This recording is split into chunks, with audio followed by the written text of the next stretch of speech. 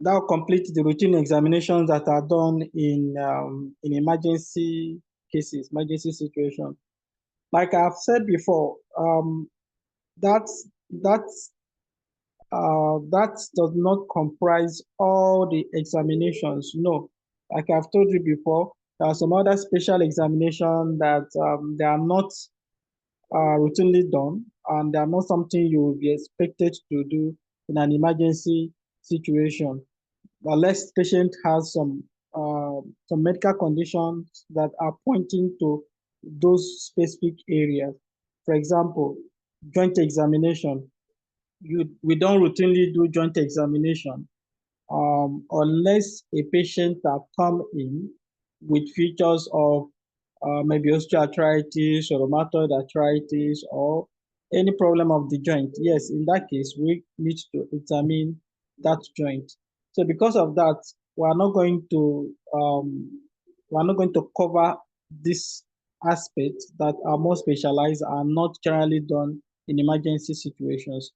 So we have covered general physical examination, we have covered cardiovascular examination, we have covered respiratory examination. So today we are going to do abdominal examination, and the next will now be nervous system examination. So in doing abdominal examination, in fact, abdominal examination is probably one of the easiest examination to do when it comes to medicine. It's one of the easiest and kind of straightforward to do. So when it comes to abdominal examination, we still do, we basically follow the same pattern, which we have said before. We have to follow the pattern of grip. We have to grip, which is a mnemonic that stands for greetings, to establish rapport, introduce yourself, and take permission to do the procedure. Greetings, hello sir, hello ma. Then you want to establish rapport. You want the patient to get used to you, and you also want to get used to the patient. How are you doing today, sir? Or how are you doing today, ma? I am very fine. Okay, so any improvements compared to yesterday, or any improvements since you have been on admission? Or have you noticed any changes? Or do you have anything you want to tell me before we proceed?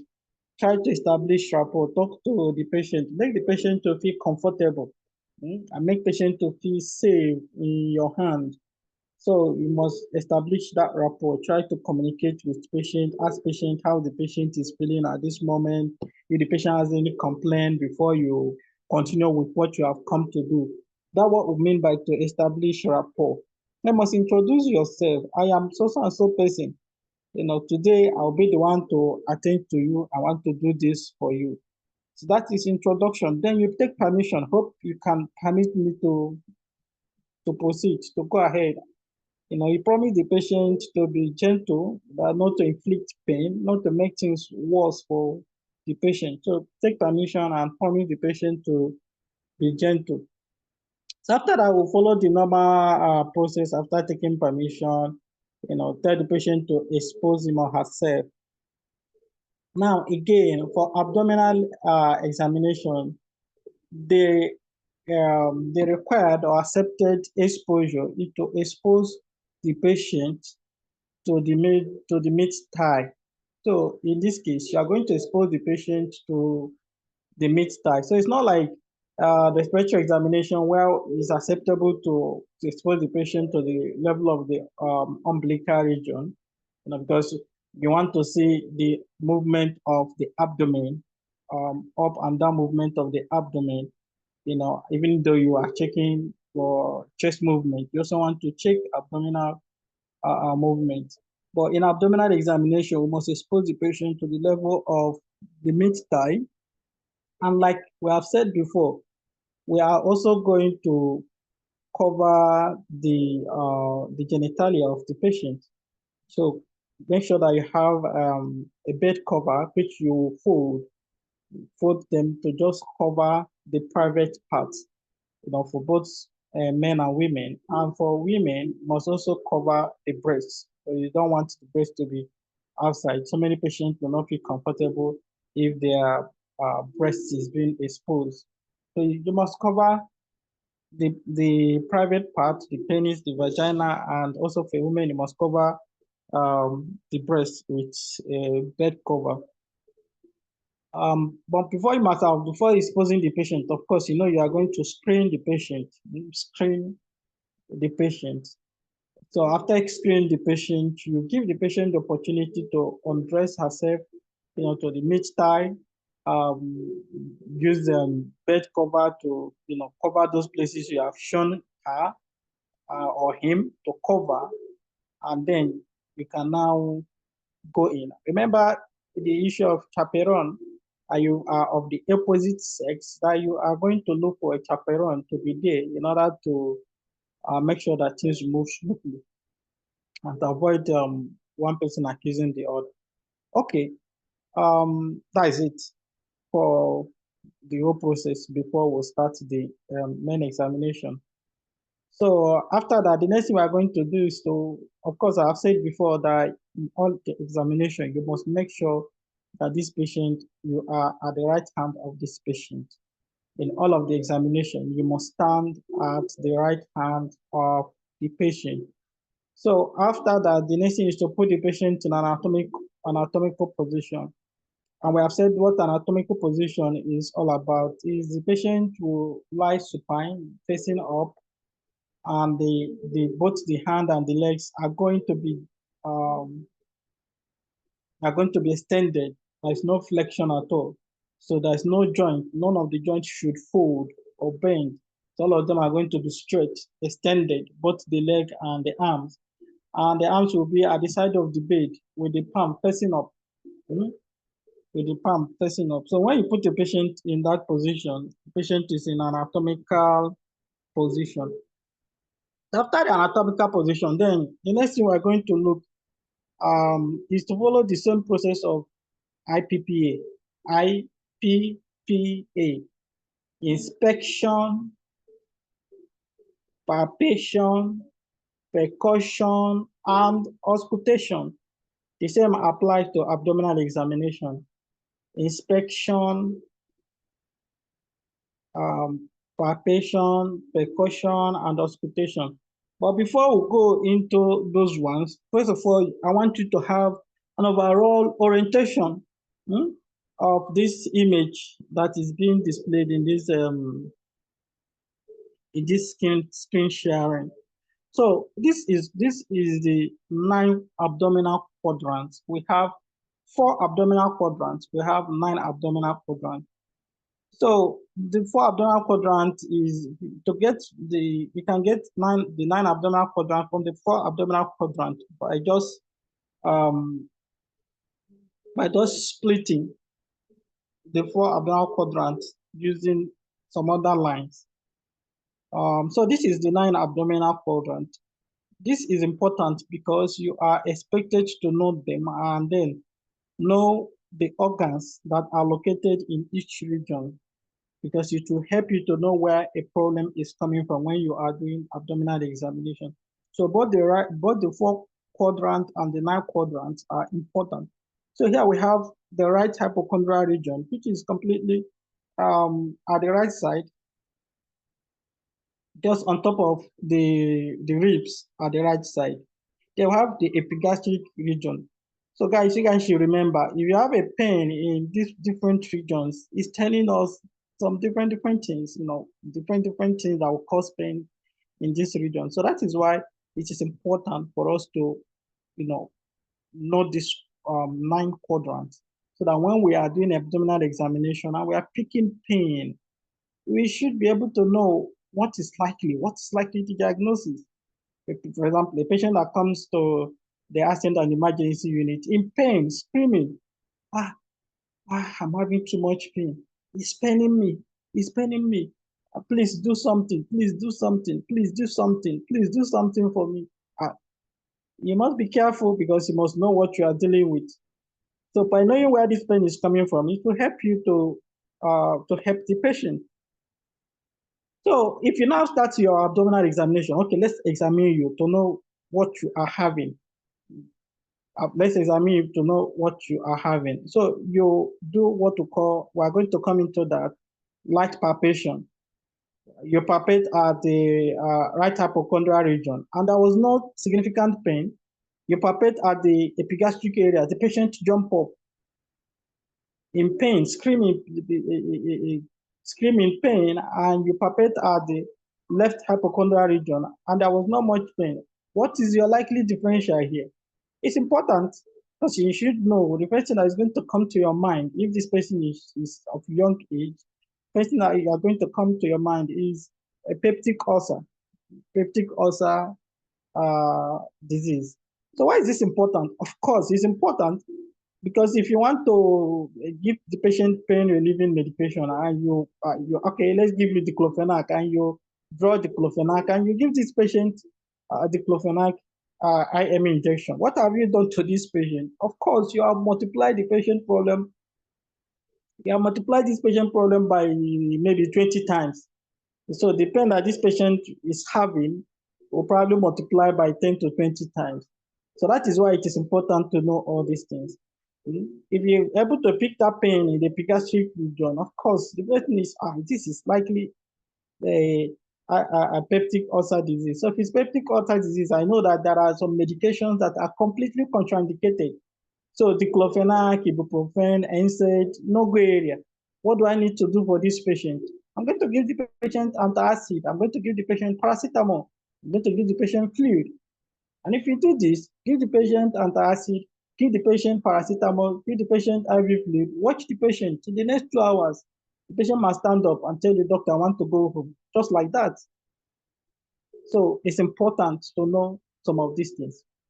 So right hypochondral region, epigastric region, left hypochondral region, right lumbar region, the umbilical area, the left lumbar region, the right iliac fossa, or right iliac region, the hypogastric region, and the left iliac region. So at the right hypochondral region, what do we have? What is occupying that area? What we have in right hypochondral region is the liver and the gallbladder. The liver and the gallbladder. So any problem, any pathology that has to do with the liver and the gallbladder, that is where the pain is going to start from. That's why the pain is going to start from. Even though the pain must start from there and probably radiate to some extent to the epigastric area. But when you palpate that area, you are going to feel much more pain. The patient is going to feel, sorry, not you. The patient is going to feel much more pain. So right hypochondrial region, the liver and the gallbladder. Then the epigastric region, that is where we have, look at what we're seeing there is the stomach, gastric area. That's why it's called epigastric, just on top of the stomach, epigastric, on top of the stomach. So we have the gastrum, the stomach, occupying in that region. So if there's any peptic ulcer disease, that is where we expect it to be more intense than any other region. Then the left hypochondrial region, that is where we have our spleen. We are going to have our spleen. We're going to have our spleen in the left hypochondrial region. Then in the right lumbar region, we're having the right kidney, and also we're having the ascending colon. In the umbilical area, umbilical region, we are having the transverse colon, and we're also having some part of the pancreas. The pancreas will be radiating towards that area. The head of the pancreas will as if it is entering where the stomach is starting from. So pancreas is located in that area. So if we have acute pancreatitis, we're also going to have pain in that umbilical area, but the pain will also be radiating to the epigastric region. And more of will also be radiating towards the back, to the back area. Okay, so the left lumbar area, we have the left kidney there. So if there's any kidney problem, any acute kidney problem, maybe pyelonephritis, which is infection and inflammation of the kidneys. Those are the area we expect them to be, left lumbar region, right lumbar region. So the right iliac region is where we are going to have pain for appendicitis. So if there is pain, if there is any pain from appendicitis, that is where the pain is going to be more intensified. Then we also have some gynecological issue, ovarian issue, maybe ovarian cyst or ovarian abscess. That is where we are going to also feel the pain. Then the hypogastric region, just below hypogastric, that is just below the stomach. Gastrium is the stomach. So the problem we are going to have, the organs we have here is urinary bladder and then the uterus and the cervix. So pain from that area connotes urinary bladder problem, maybe urinary tract infection, cystitis, urethritis, or the pelvic inflammatory disease. We're also going to have, because that is where we have the uterus and the cervix.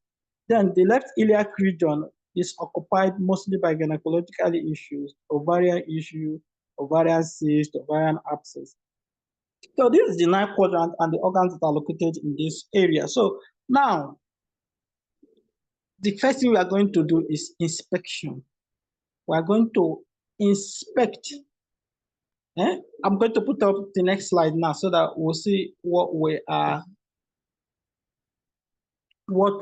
going to see in inspection. So we're going to inspect the whole of the abdominal area to see. We're going to inspect the whole of abdominal area to see the various pathologies we are going to see.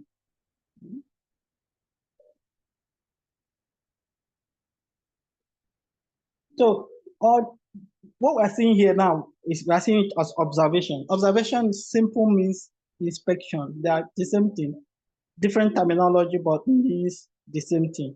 Inspection is generally accepted. It's generally accepted. It's a universal term that is much more used than observation. So inspection, what are we inspecting? Look at the abdomen. What the first thing is that's striking to our eyes in this man is that the abdomen is significantly distended. In this picture of this man, we are seeing it significantly distended. So when you look at the abdomen, look at the head, and look at the other part of the body, the hand that we are seeing there, we know that definitely something is going on with this patient. Something is going on with this person. There's massive abdomen there, so it's less likely that this is fat because it's disproportionate. So we're first of all looking at the shape of the abdomen. Next thing is the color. Are we seeing dilated veins? Are we seeing a reddish area? What are we seeing? So is it symmetry? Are we seeing the abdomen, is it symmetry?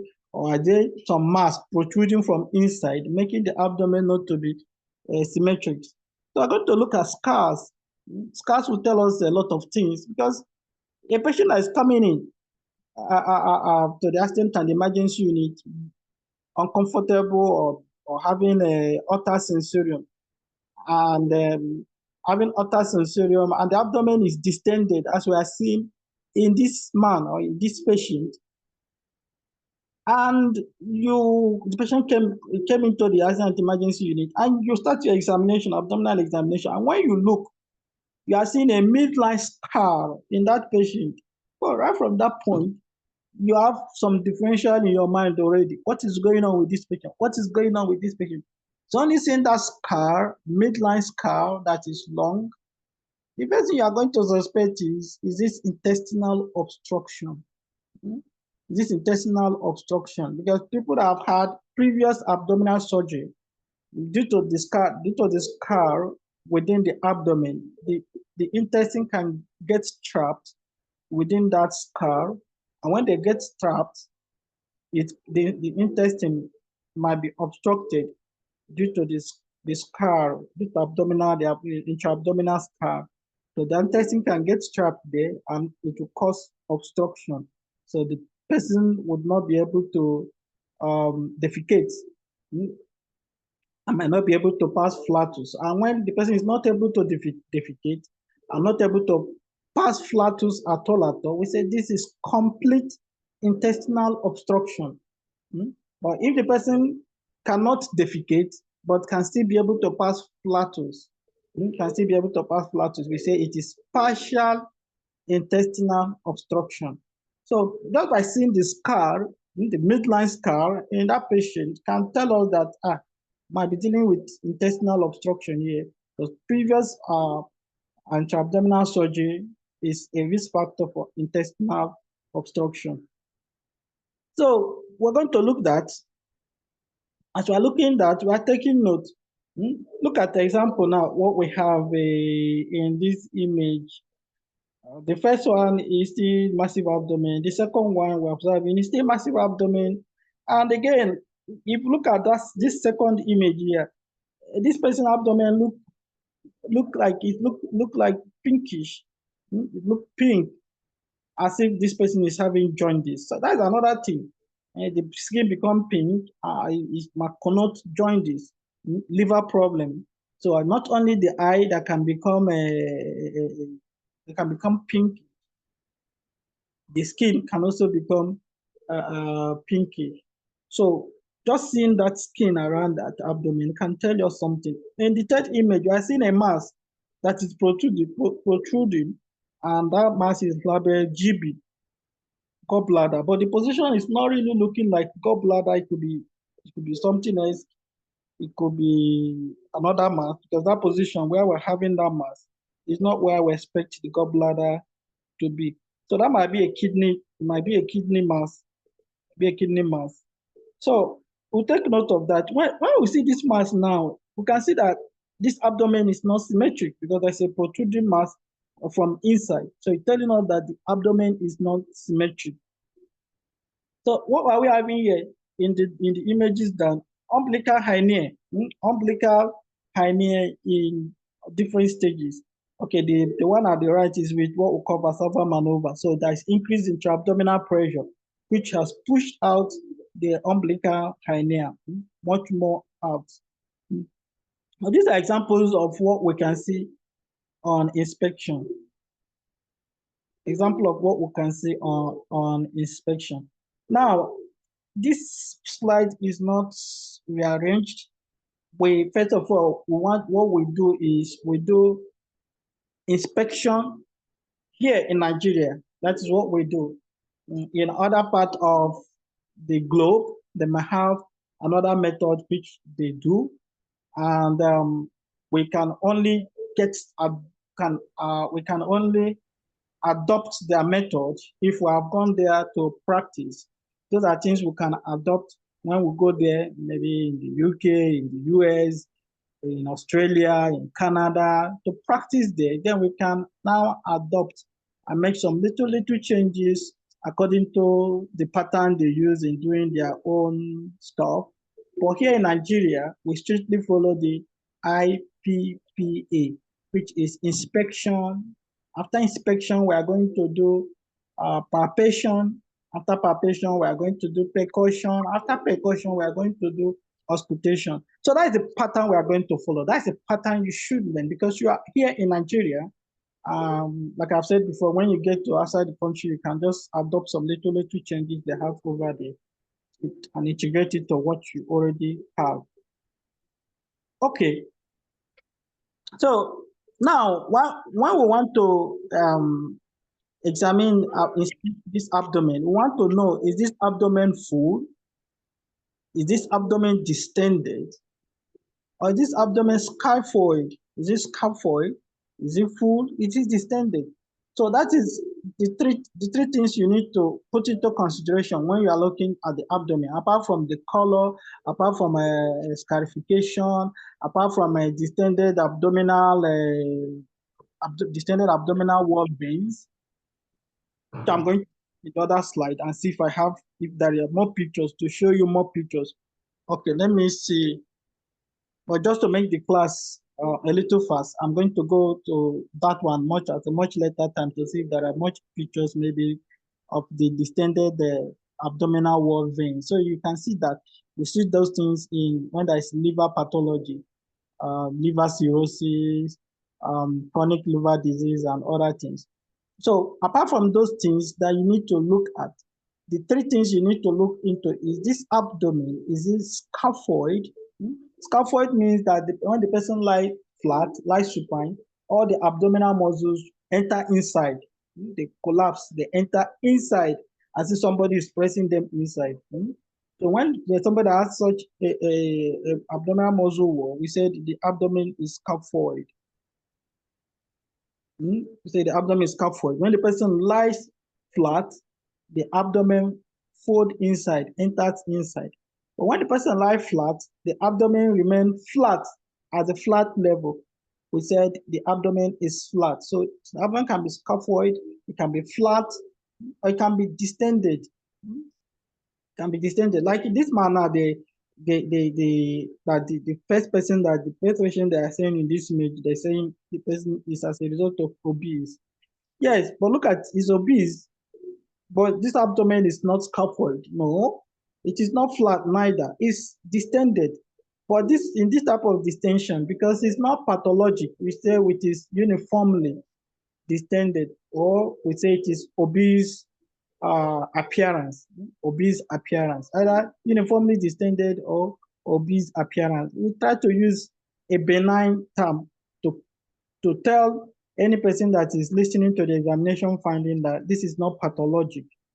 Say obese habitus or uniformly distended. Okay, so scaphoid, flat, or distended.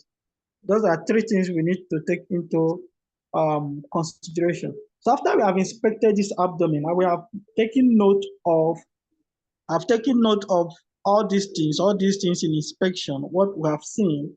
The next thing we are going to now do, before we start our palpation, we are going to ask this patient. If the patient is conscious, you ask the patient, sir, ma, please, do you have any pain in any part of your abdomen? You must ask that. Ma, sir, if the person is conscious. If the person is not conscious, you don't need to ask because the person will not hear and respond.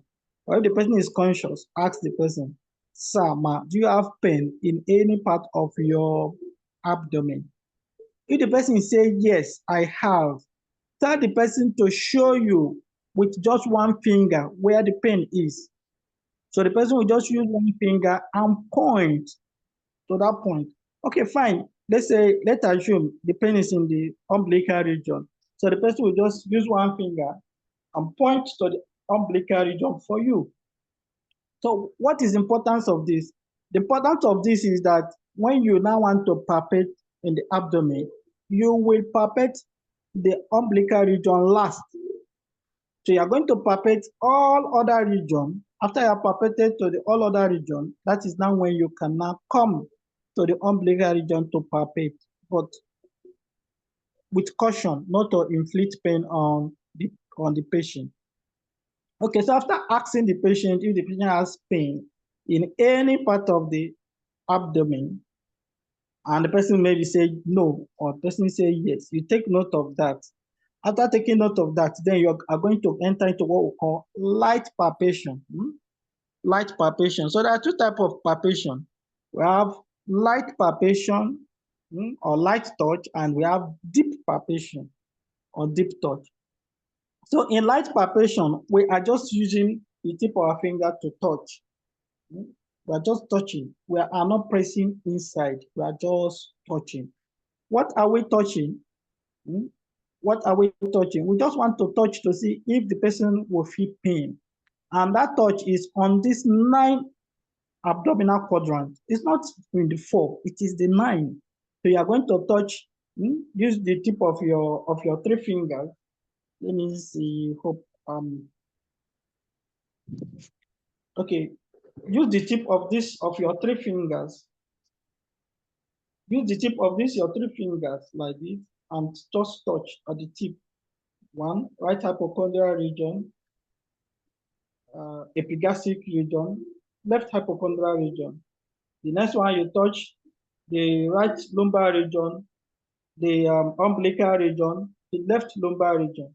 Then on the other side, you touch the right iliac fossa region, the hypogastric region, and then the left iliac fossa region. So that comprises the 9 abdominal quadrants.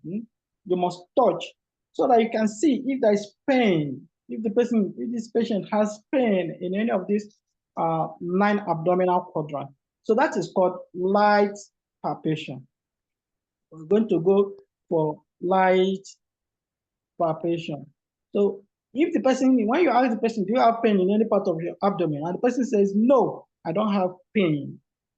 Then when you are now doing your light palpation and you're able to pick pain, you now note, okay, I picked pain in the epigastric area. So because I picked pain in the epigastric area, when I press this epigastric area like this, the person jump up.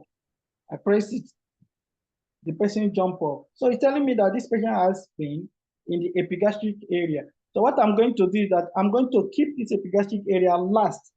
It's the last place I am going to examine. So I'm not going to go, when I start my deep palpation, I'm not going to palpate much at this epigastric area. So I'm palpate other area and palpate that epigastric area last. Okay, so that is it for the palpation. The 9 quadrants, that is why I brought the 9 quadrant here, so that you guys can see the 9 quadrants. So that's where we do the light palpation on 9 of them. So after doing light palpation on the 9 abdominal quadrants, the next thing we are going to do, we do deep palpation. Now, the deep palpation now is not on the 9. The deep palpation is on the 4 abdominal quadrants.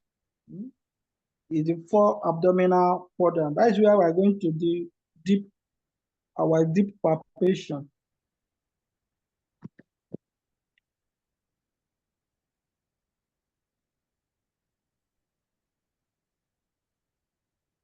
We're going to do our deep palpation at the 4 abdominal quadrants, not 9. The 9 is for light palpation.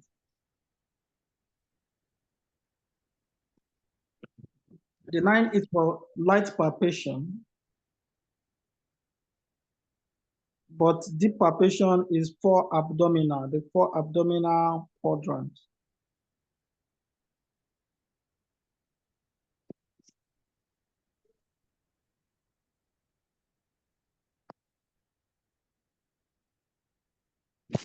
I want to bring this picture so that you guys can understand, because learning by image is much more better than when you see it in the image. You'll be able to understand much more better.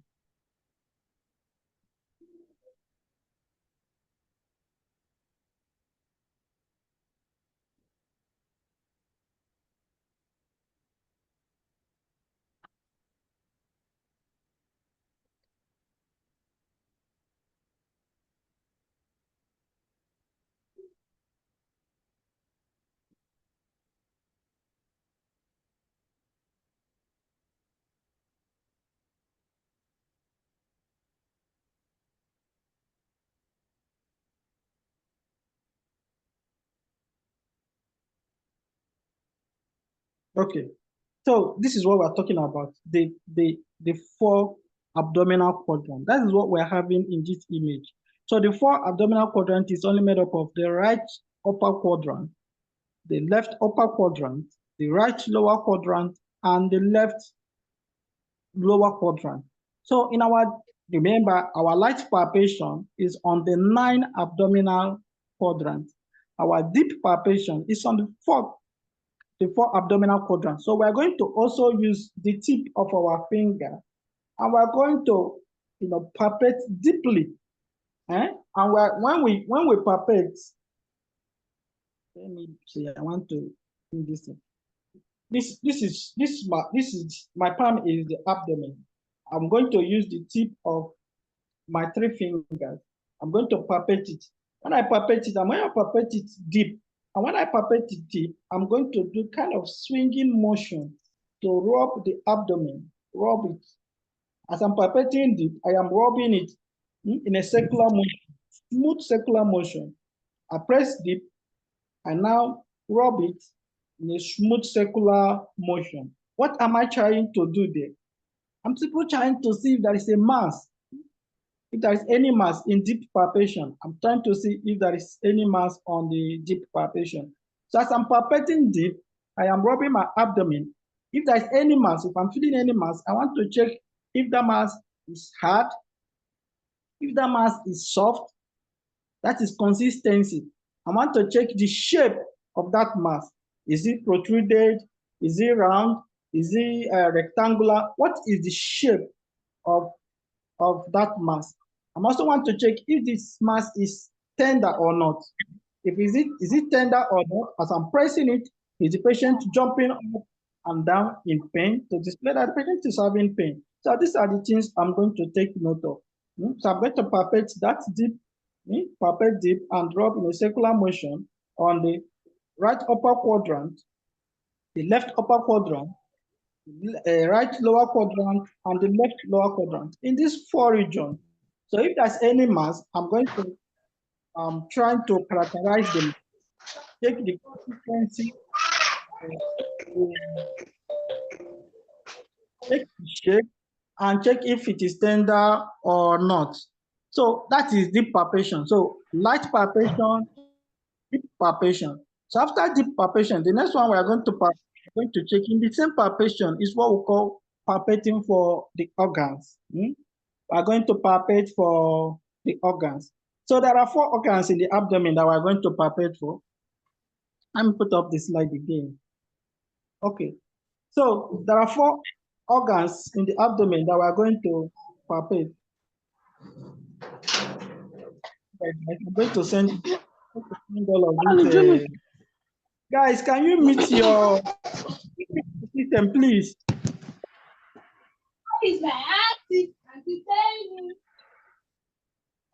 Can you mute your system, please?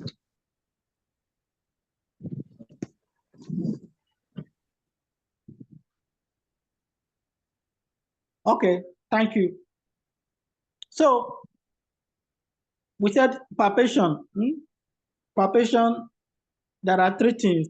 We have light palpation, we have deep palpation, and we have palpating the organs, palpation for the organs. So there are 3 organs we are going to palpate for. The first one is the liver. We are going to palpate for the liver. The second one is the spleen. The third one we are going to palpate are the kidneys. No, we call kidneys, we call that, we say that we do bilot them. We bilot them. We'll see what we mean by bilotting. So those are the 3 organs we are going to palpate for in our organ palpation.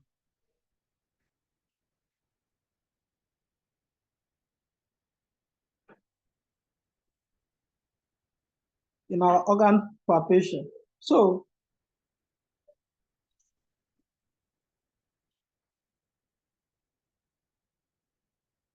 I want to bring the slide of the palpation so that I'm explaining, you guys will understand what we are. Guys, mute your system, please.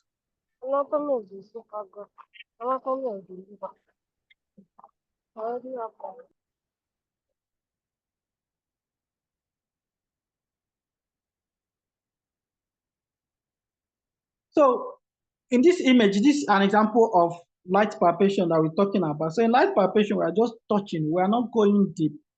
Just touch. We are not going deep. So in deep palpation, we are actually going deep, and we are making the swinging motion that I explained to you before. The deep palpation.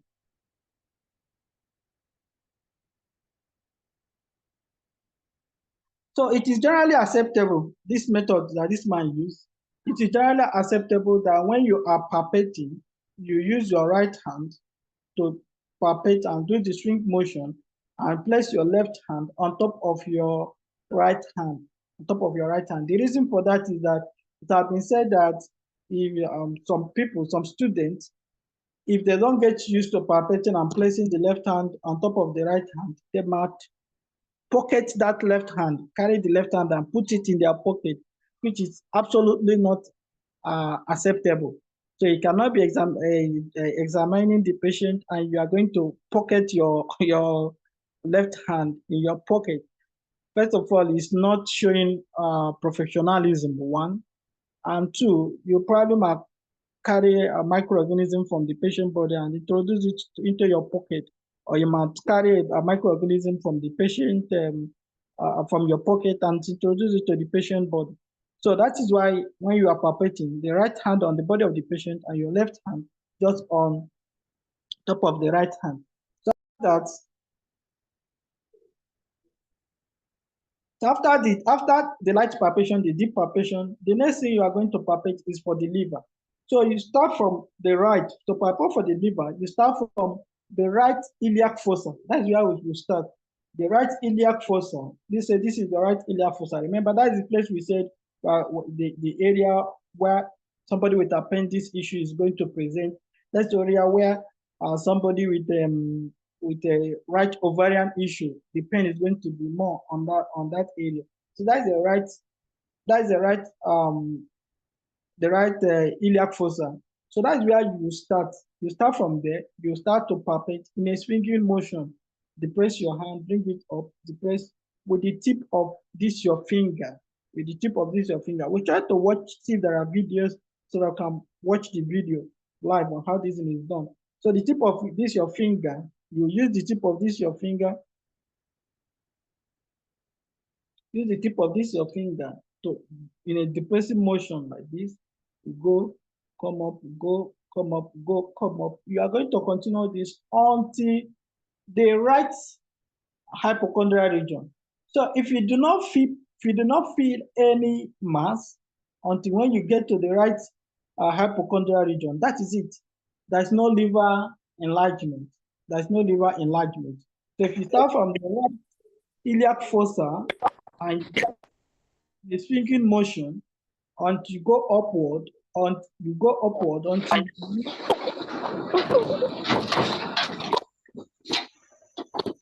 hello guys, mute your system. So you go upward from the right iliac fossa to the right hypochondrial region. If there is no any mass, no enlargement, it means that the liver is not enlarged. After palpating for the liver, you now have to palpate for the spleen. So how do you palpate the spleen? The same place, you start from the right iliac fossa and you palpate, swinging across the abdominal region. You move across the abdominal region like this. You are starting from here. You are starting from the right iliac fossa, and you are palpating. You are swinging. You move across the umbilical region. From the umbilical region, you are still palpating, swinging motion until you encounter the left hypochondrial region. So the spleen is located at the left hypochondrial region. So if you move from the right in a swinging motion, you cross the umbilical region and move to the left hypochondrial region. If there is no mass, it means that the spleen is not enlarged. But as doing this, if you encounter any mass, you take note again. What is this mass like? What is the consistency? Is it soft? Is it hard? Is it tender? Is it rectangular? Or how is it round? What is the shape? So one is consistency. Consistency means soft or hard. The next one is shape. The shape, is it rectangular? Is it circular? Or is it, what is the shape like? So the next one is it tender or not? So you take note of it. So if you palpate a mass that's extending from the right hypochondrial region, you suspect it to be the liver. So you take note of it. If you palpate a mass extending from the left hypochondrial region, you palpate it to be the spleen.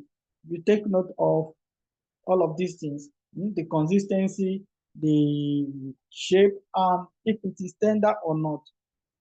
So after that, the next one we're going to do is to check for the kidney enlargement. How do we check for the kidney? We use our left hand. We use this our left palm. We put it under the patient, under the back of the patient, in that lumbar area. Let's say at the right lumbar area. We put this hand just at the back of that patient, at that right lumbar area, and we use this one and press on top of that right lumbar area. So this one will press, this one will just press and remain stable. This one will not move. My right hand will not move, but my left hand will be bilotting. That is what we call bilotting. We are bilotting for the kidney. So what this right hand is trying to do is to stabilize the kidney.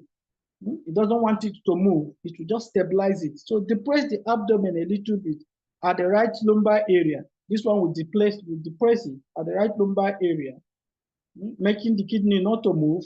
And the left hand will just be balloting it. So I'm trying to ballot from the back to see if I can push the kidney to hit this my right hand. So as I'm doing that, if that kidney can move and hit this one, it means that there is a mass. So the kidney is enlarged. The kidney is enlarged. So I'm going to take note of those three things: consistency, shape, and if it is tender or not. So the same thing on the left kidney. I'm going to do the same thing on the left kidney. I'll still use this my hand, my right palm, and stabilize on the left lumbar area. And I'm going to use my left palm, and put it under from the back, the same left lumbar area, and I'm going to bilot like this while I'm using this one to stabilize.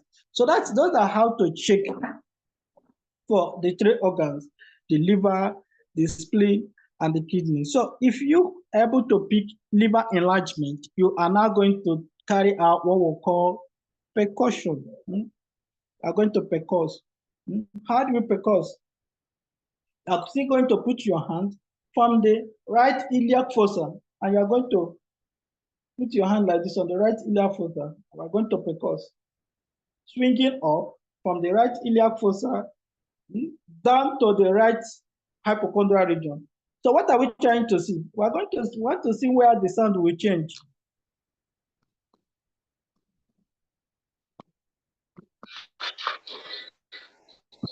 So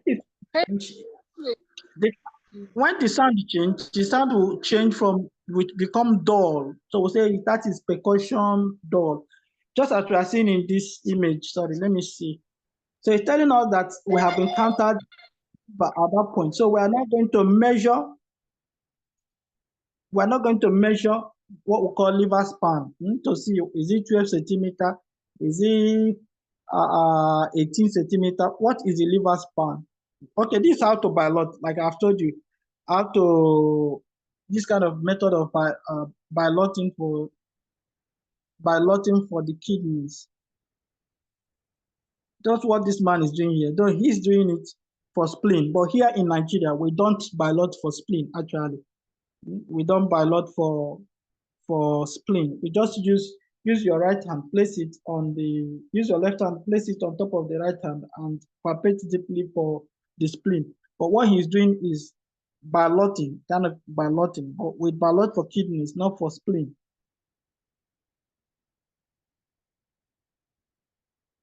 Okay. So I want to bring the image of percussion to show you how we percuss. So when you find this mass, when you find any of this mass, then we are going to percuss to know the liver span. Is it 12 centimeter? Is it 18 centimeter? Is it 20 centimeter? So that is if the liver is enlarged. We are going to percuss. So as we are percussing, whenever it becomes dull, tell us that is where the liver stopped. We have to take mark. We have to take mark of it that this is where the liver stopped. So we're now going to start from up, from the second intercostal space, and also percuss. So if we contact dullness, dull sound, we now mark it again. So from the upper side and from the upper side to the lower side, we take a measurement. That will tell us what the liver span is. So with that liver span, we're now going to know, is this liver enlarged? Of course, it's enlarged. That's even why you are measuring it. You're checking for the span. Because if you palpate and the liver the liver, you are not able to pick any liver enlargement. As you palpate, you didn't feel any liver enlargement, then you don't need to measure the span. We measure the span only. We measure the span only when the liver is enlarged. So what we're seeing there is what example of percussion. So like I've said, you use the tip. You use the tip of your middle finger, place it on the middle tip of the middle finger on your right hand. Place it on the middle finger on the left side. So you will hit a hitting sound.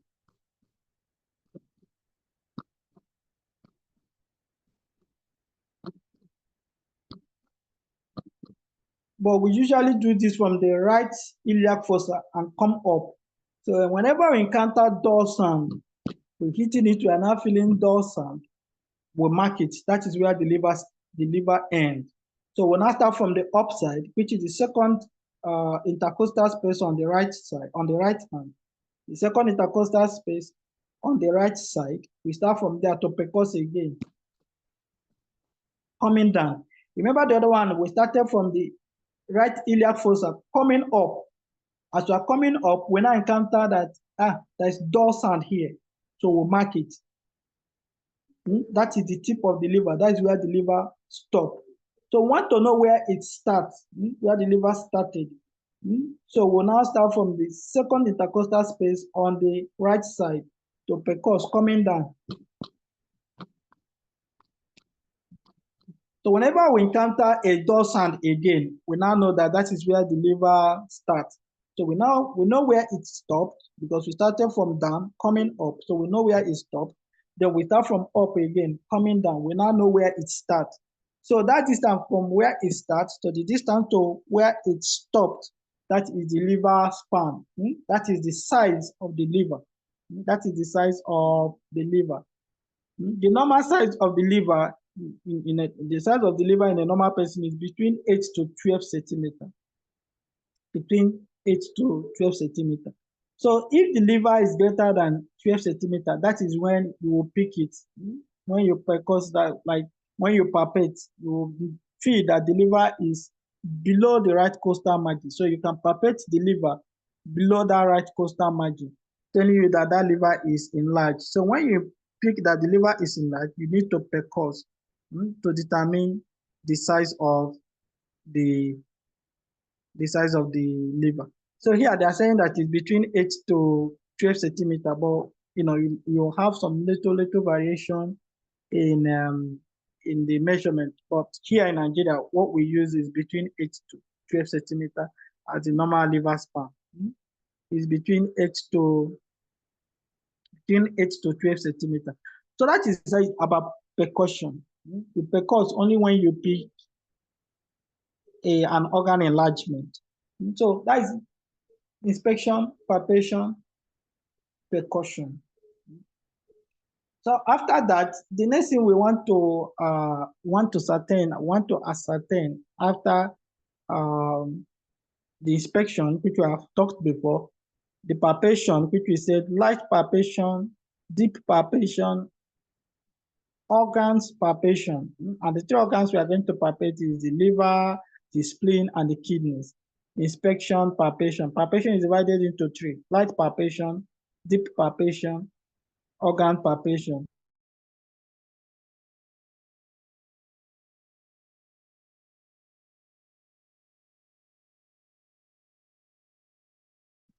It's a liver mass. Want to percuss, want to know the span of the liver.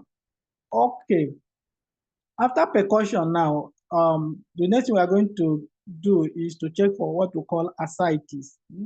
Because sometimes it might be difficult to say, like the man we saw there in the previous image, that they showed that his abdominal distension is as a result of obesity.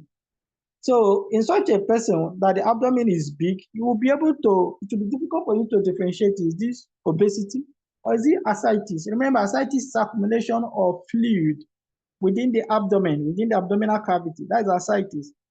Accumulation of fluid within the abdominal cavity. accumulation of fluid within the abdominal cavity. That is ascites. What is fat? Fat is as a result of accumulation of fat, obesity, truncal obesity. It's as a result of accumulation of intra-abdominal fat. So fat is solid, while ascites is liquid, isn't it? Yes. Fat is solid. Intra-abdominal fat is solid. Ascites is liquid. So there are two methods which we use to assess for ascites. One is what we call fluid stream, and the other one is what we call shifting dullness. Fluid stream and shifting dullness. So what is different between the two? We use fluid stream, what we call fluid thrill, fluid thrill, fluid. We know the spelling of fluid, F-L-U-I-D. Thrill is T-H-R-I-L-L, thrill. Thrill, T-H-R-I-L-L, thrill, fluid thrill. So what we do in fluid thrill is the fact that, I'll check if the image is here. What we do in fluid thrill is the fact that we use fluid thrill in a patient that has, we suspect that he has massive ascites, like the patient we saw there. We saw two patients in the other image where one of them is because of obesity and the other one is because of ascites. So in those two patients, we want to know, is this distension? Is it because of ascites? Is it because of obesity? So if the ascites is massive, or if the abdominal distension rather is massive, if the abdomen is massively distended, in those cases, what is preferable is fluid stream. We don't use shifting dullness because it's much more obvious that the abdomen is massively distended. So we don't need shifting dullness. What we need is fluid stream. So fluid stream is used in cases of massive ascites. This is a patient coming with massive ascites. What we use to ascertain that is an ascites, not obesity, is fluid stream. So what we do in fluid stream is simple. If you have a patient, if you have a colleague or somebody there with you, just tell the person to put his or her hand just across the abdomen like this, just above the umbilicus. So if there's no colleague there with you, tell the patient, sir, please help me put your hand like this. So the person will put it just above the umbilicus. What is the person trying to do? The person is putting the hand at that point. The person is trying to prevent any abdominal wall vibration. So if the patient puts hand here, what you are going to do is you use this your finger, this same your middle finger, this your middle finger, and snap, just as if you are tapping on the person's abdomen. You tap it. While this your left hand, your left palm will be at this part of the patient's abdomen. I'm trying to position my camera so that you guys can get what I'm trying to explain.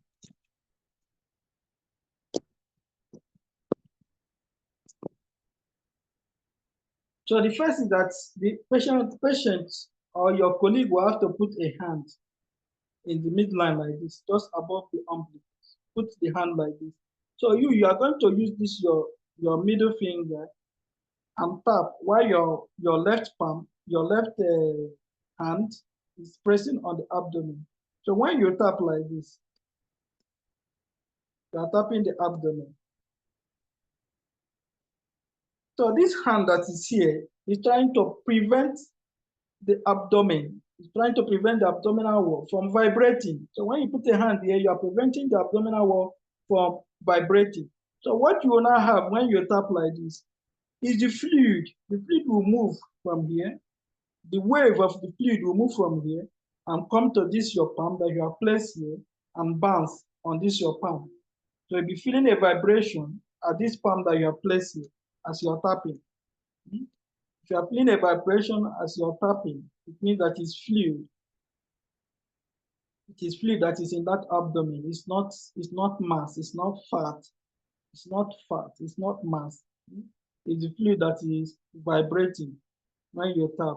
So the patient or your colleague must put his or her hand here to prevent the abdominal wall from vibrating. So that is fluid tube. In shifting donors, what do we do in shifting donors? So shifting donors is used when the ascites is not much. You can barely see it. And the ascites is not much. You can barely see that the abdomen is distended. You can barely see it. So what do? You place your hand like this. But you place your hand at the umbilical region, just exactly at the point, at the midpoint of the umbilical region, and you start to percuss. As you're percussing, you're taking note. As you're percussing, you're taking note of it.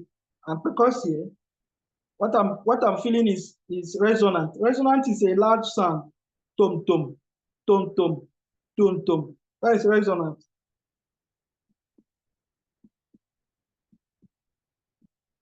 Okay. So when I get to this point now, the patient is lying down on bed. Though. When I get to this point now, the sound has changed and become dull. So instead of tum tum, I'm hearing now a dull sound. Instead of tum tum, tum tum, and the sound has now changed to dull. So that's why it is called shifting dullness. Shifting dullness. So as you are shifting your hand, it becomes dull. As you are shifting your hand, it becomes dull. That's what I call shifting dullness. The other one is called flute tree. I tap, massive ascites. I tap. I'm feeling the wave at my palm. The palm, this is my palm. This is my palm that I place in this side. I tap. I'm feeling the wave. I'm feeling the wave. So flute thrill. That wave is what is called thrill. You are feeling the wave in the form of thrill. But here is shifting dullness. The ascites is not massive, it is a small ascites. So as I'm shifting my hand, I'm feeling the dullness from resonant to dull. So when I get to this point now, it's now dull. So it is dull. Well, if it is dull, it might be what? It might be fluid. It might be water. It might be fluid that is there. It might be fluid, or it might also be fat. So how do I differentiate if it is fluid or if it is fat? I'm not going to tell the patient to bend to the other side. So I will just bend like this. I was lying flat before, so I'm not going to bend to this side. Your hand is still going to remain in that place. So I will now bend so that this part now will now face up. I'll bend so that this part will face up. So as I bend for this part to face up, you, that is the person carrying out the examination, you are going to wait for 15 to 20 seconds. When you wait for 15 to 20 seconds, you now percuss again. So what is happening here is that when the patient bends, so that part now will now stay up. The person is lying on the other side. The person will lie on this side. So this side becomes up. So when you now percuss after 15 to 20 seconds, what has happened is that the fluid, might be water, it might be blood, but the fluid that is there has now gravitated. It has now gravitated or migrated to the other side of the body. So the fluid has moved. The patient is lying supine. You percuss, shifting. You counter dullness here. You tell the patient to bend to the other side. So this place will lie upward. After 15 to 20 seconds, you now percuss again. So the fluid might have migrated from this part down through the force of gravity. Migrated from this part down to this side. It has moved from this side to this side. So after 15 to 20 seconds, when you now percuss, the dullness has disappeared. What you are going to feel again is the resonant. Boom, boom, dum, dum, dum, dum. Instead of the dull we are hearing before, the sound will now change to become resonant. So when you feel that sound has changed to become resonant, it means that it was fluid. that was accumulating in that part. So when the patient now change shape, the patient now change position from lying supine to lying at the left side of the body, after 15 to 20 seconds, the dullness will now disappear and become resonant again. So that's what we call shifting dullness. But if it is obesity, that is it is fat that is there. The fat is solid. So the fat is solid, it will not gravitate. It will not gravitate to any point. It's not moving from there. It's not migrating to anywhere. It's not moving to any point. So the fat will not gravitate. It's there. So after 15 to 20 seconds, when you percuss, you still hear the dull. You still hear dull sound. The dull sound will not disappear. You still hear the dull sound. It will not disappear because it is fat. It's not liquid. So it's not migrating anywhere. So if you still hear the sound that is dull, that means it's not ascites. So there's no shifting dullness. There's no shifting dullness. But if after 15 to 20 seconds that the patient now lie on the left lateral side, you now percuss again, you now see that the dullness has disappeared. It means there's shifting dullness. So there is positive ascites. There is positive ascites. So that is how to demonstrate for ascites. Can be flipped to massive ascites, shifting dullness for light to moderate ascites. Okay. So there's only one thing now remaining for your level. There's only one thing now remaining for your level, and that is the next thing the last thing that is remaining for abdominal examination for your level now is how to auscultate for bowel sound, how to auscultate for bowel sound, the bowel sound, how to auscultate for bowel sound, how to auscultate for bowel sound. So there's landmark for bowel sound.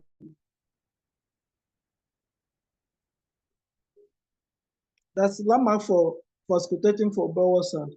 So you just use your stethoscope. You place your stethoscope, you measure 2 centimeters from the umbilical region, 2 centimeters right. This is the umbilical region. So you measure 2 centimeters right and 2 centimeters down. 2 centimeters lateral, 2 centimeters down. 2 centimeters lateral, 2 centimeters down. So at that point, that's where you place your stethoscope. 2 centimeters lateral and 2 centimeters down. So you listen for bowel sound in that point to know if the bowel sound is adequate or not. If the bowel sound is present or not. So bowel sound can be present, it can be reduced, it can be absent, or the bowel sound can also increase. Bowel sound can also increase. So that is where you listen for bowel sound. But what are the things that will make bowel sound to increase? If there is what we call mechanical intestinal obstruction, don't worry about this term. With time, you guys will get to know what they stand for. Mechanical intestinal obstruction. What will make a bowel sound to decrease? If there is non-mechanical intestinal obstruction, there is non-mechanical intestinal obstruction. If there are electrolyte problem, maybe somebody is having a hypokalemia, electrolytes problem, electrolyte imbalance, hypokalemia. In those cases, it's functional, it's not mechanical. It's functional. There's nothing mechanical, nothing is obstructing the bowel. So it's because of electrolyte problem. So the bowel sound will reduce, meaning that the bowel is not contracting the way it's supposed to contract. So that is it for your level. That's we usually recommend doing DRE.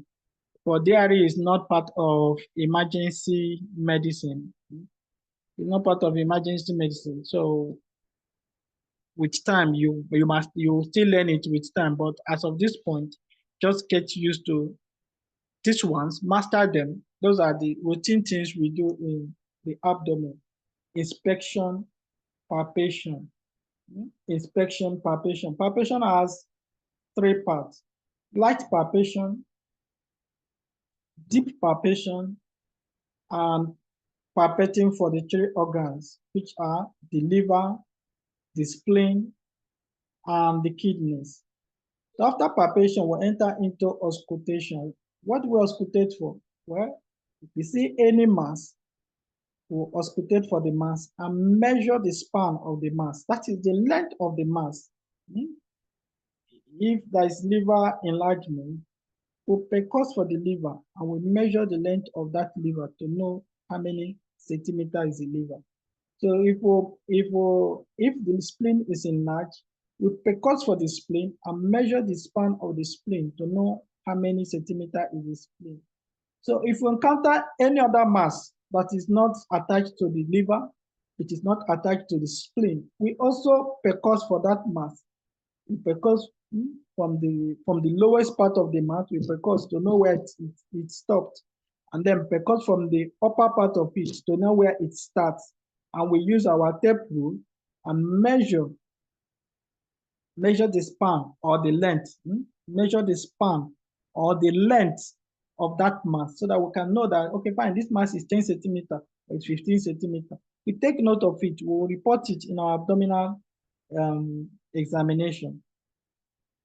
So that is it for percussion. So apart from percussing for masses and enlarged organs, we also percuss for ascites. We percuss for ascites either using fleet tree for massive ascites or shifting dullness for mild to moderate ascites. Then after that is now auscultation. Auscultate for bowel sound. Inspection, palpation. Palpation has 3 steps.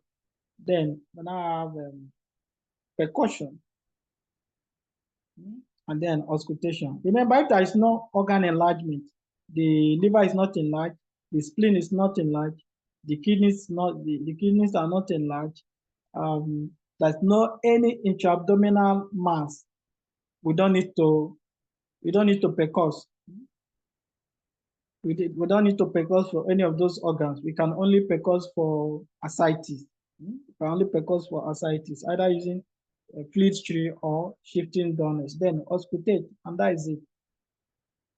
So when we're reporting for our abdominal examination, it's still in the same sequence we have done it. So we want to inspect the abdomen. How is this abdomen? Is there any discoloration? Is there any scarification? Okay, is the abdomen distended? Is it flat? Is it scaphoid? For example, the abdomen is flat and move with respiration. That's what I've seen in inspection. It's flat and move with respiration.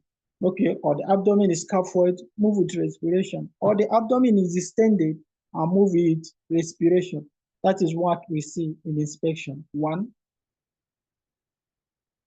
The next thing is our light palpation. So in our light palpation, we said we are looking for if there's any tenderness. So there's no area of tenderness, or there is mild tenderness at the epigastric area, or there is mild tenderness at the right hypochondral area. So I want to check for tenderness. 1 is inspection, scaphoid, move with respiration. The next one is light palpation. So there's no area of tenderness, or there's tenderness at the epigastric area. Okay, after light palpation, the next thing is deep palpation. No intra-abdominal mass felt. No intra-abdominal mass felt. Okay, after that, the next thing is our organ palpation. Okay, the liver is not palpably enlarged. The spleen is not palpably enlarged. The kidneys are not palpable, or the kidneys are not ballotable. The kidneys are not palpably enlarged, or the kidneys are not ballotable. So we have covered the 3. So light palpation, pain, no area of tenderness. There's no pain in any of the abdominal quadrants. Deep palpation, no intra-abdominal mass felt. Organ palpation, the liver is not palpably enlarged. The spleen is not palpably enlarged. The kidneys are not ballotable. The kidneys are not palpable. After that, ascites are not demonstrable. Ascites are not demonstrable. Because you tried to pick ascites. When you demonstrated it, you didn't pick it. Means it's not there. So, or you can just say there is no ascites, or you say ascites are not demonstrable. No ascites, or ascites is not demonstrable. With ascites, you report it. There is ascites, or ascites is demonstrable. Ascites is demonstrable. Ascites is not demonstrable, or there's ascites is demonstrable. So after ascites, the next one is bowel sound. The bowel sound is normal active. The bowel sound is normal and active. Normal active. The bowel sound is normal and active. Normal active. There is reduced bowel sound, or there is increased bowel sound. Whatever thing you pick, you report it. Okay, let's welcome question and clarification. That is the end of abdominal examination. So questions and clarification. Then I can check for the link of the videos and send the link of the video so that I can watch the video, read the slide and watch the video. If you have any question after you have done those things, you let me know. Please question, type in the chat box or mute yourself and speak. Anyone you prefer.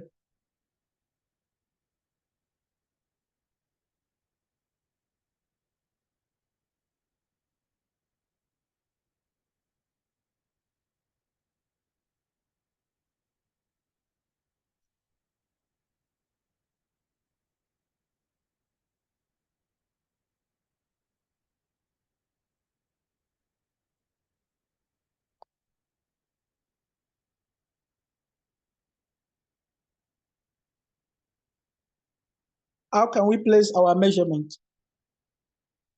Okay, I guess you are talking about how to take measurement, like measuring for, I guess you are asking how to place measurement, like measuring for the liver span or measuring for the spleen of the spleen span. But like I've said before, let me use this remote control as an example. Okay, now let me use this remote control, the small one, as an example. Let's say this remote control is this remote control.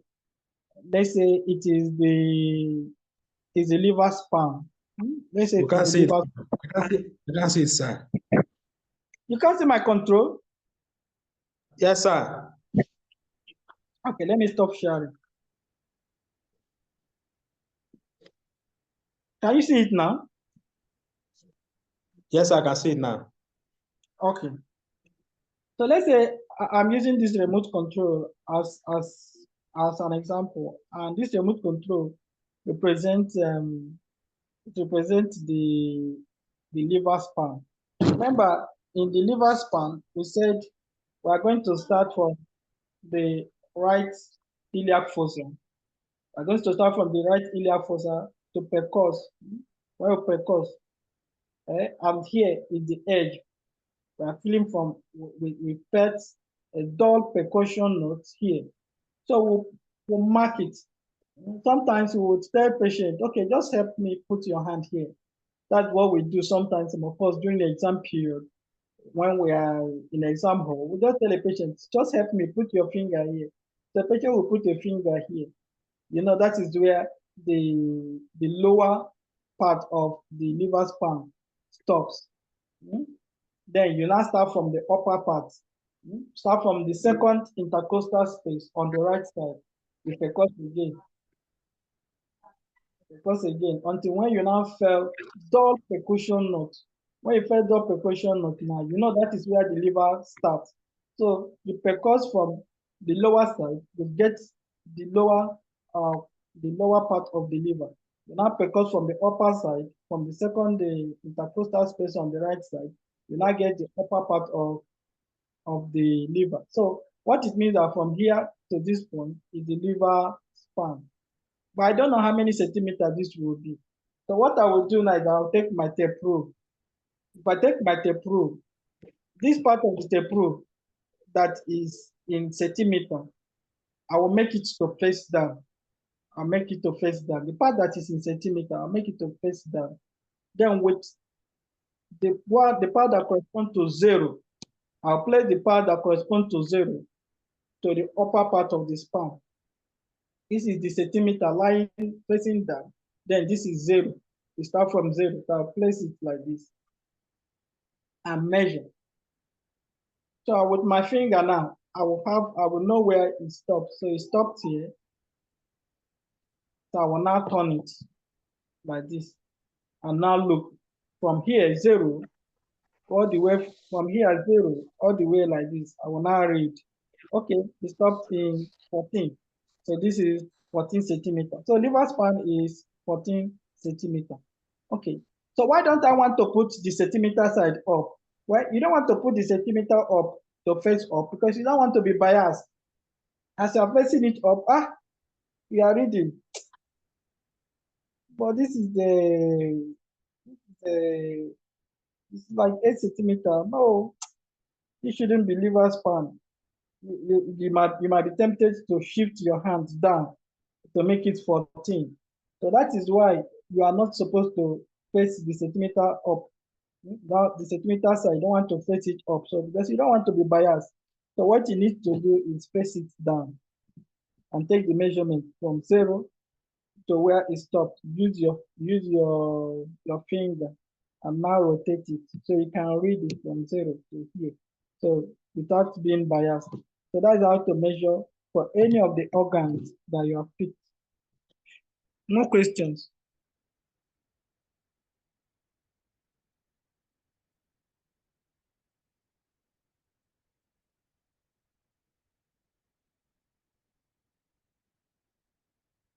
Guys, no more question.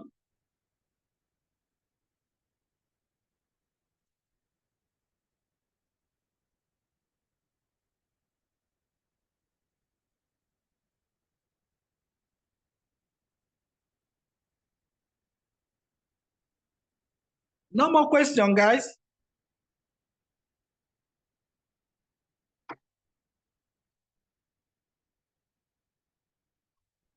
All right, so if there's no more question, we close the class here. I'm going to send a link to a video that you can watch and you master the abdominal examination. The slide that we use, I'm also going to send it to the page. But remember that they didn't follow it in the sequence in the slide.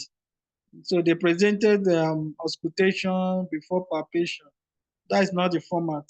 The format is IPPA, inspection, palpation. And we said that the palpation is divided into 3 parts: the light palpation, the deep palpation, organ palpation. After that palpation, we now auscultate.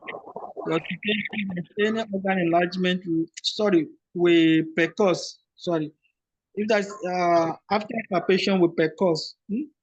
First thing is inspection. After inspection, we palpate. The palpation is divided into 3.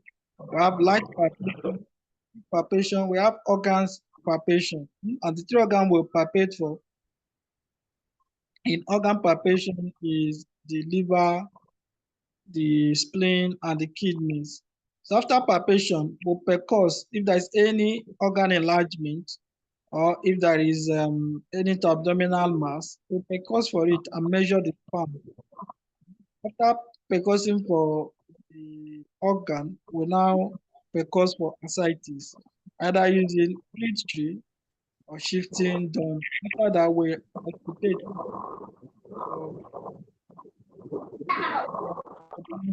Those are the steps. A lot of things in the slide. So just follow the sequence I have described now. That's the sequence. Before I pick that water. Let me end it. Background.